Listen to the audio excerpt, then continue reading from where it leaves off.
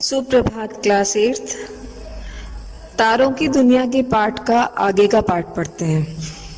एक धारणा के अनुसार तारे गेंद पर चिपके प्रकाश स्रोत हैं जो गेंद के साथ साथ घूमते हैं। ध्रुव तारा गेंद की धुरी पर होने के कारण नहीं घूमता। 5वीं सदी में जन्मे भारतीय ज्योतिर्विद आर्यभट्ट ने इस धारणा का खंडन किया, मतलब इसको नकारा।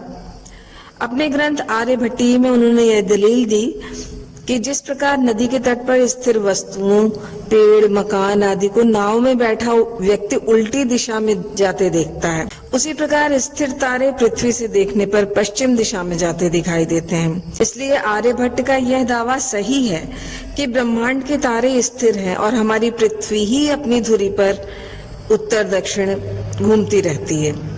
घूमती पृथ्वी से देखने पर भी तारे घूमते नजर आते हैं, लेकिन तत्कालीन एवं आर्यभट्ट के बाद के विद्वानों ने दलील का समर्थन नहीं किया। 16वीं सदी में कोपरनिकस के विचारों का प्रभाव जैसे जैसे बढ़ने लगा, वैसे वैसे स्थिर पृथ्वी की कल्पना दोलायमान होने लगी, बदलने लगी। आज हम यह जानते हैं कि पृथ्वी एक लट्टू की तरह अपनी धुरी पर चारों ओर घूमती है और यह धुरी उत्तर दिशा में ध्रुव तारे की ओर है। हाँ, इस लट्टू के उदाहरण में एक और तथ्य है। ये तथ्य क्या छिपा है? जब आप एक लट्टू को घुमाते हैं तो क्या उसकी धुरी स्थिर रहती है? नहीं, वह भी धीरे धीरे शंकु बनाते हुए, गोलाकार बनाते हुए घूमा करती है। इसी तरह पृथ्वी की धुरी भी अंतरिक्ष में स्थिर नहीं है, वह भी धीरे धीरे घूमती हुई लगभग 20,000 वर्षों में एक चक्कर पूरा करती है।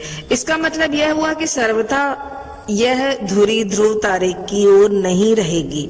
करीब 5,000 वर्ष पहले पृथ्वीवासियों को ध्रुव तारा भी घूमता नजर आता होगा, क्योंकि उस समय अटल स्थान था थुबैन तारे का। किस तारे का? थुबैन नामक तारे का। इसी प्रकार भविष्य में 11,000 वर्षों के उपरांत ध्रुव के बजाय वेगा अटल सितारा होगा। ये भी कोई निश्चित नहीं है, जैसा ध्रुव तारे के साथ पौराणिक कथा थी कि वो हमेशा स्थिर रहता है। आज के दौर में वैज्ञानिकों ने ये खोज के निकाला कि ऐसा नहीं है।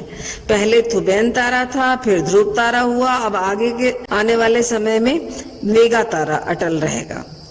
यदि हम आकाश के तारों को ध्यान से देखें और कई महीने अपने निरीक्षणों को जारी रखें तो हमें एक और बात दिखाई देगी।